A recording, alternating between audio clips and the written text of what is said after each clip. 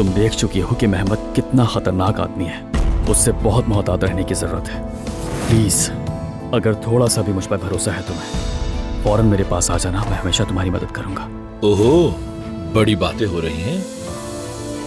Mehmed बेटा, जो flat हम तोहफे में देंगे शादी के सिलसिले में, आयजा बेटी की नाम ही कर देते हैं, क्या ख्याल है? मैं जिस मामले में बोलना चाहूंगा वो बच्चों से रिलेटेड होगा। आप जानते हैं कि मुझे उनकी कितनी ख्वाहिश है। अब तुम्हारे लिए भी ऐसा ही दिन देखना चाहता हूँ मैं। आयजा ही जैसी किसी और लड़की को हमारी बहू क्यों नहीं बना देते?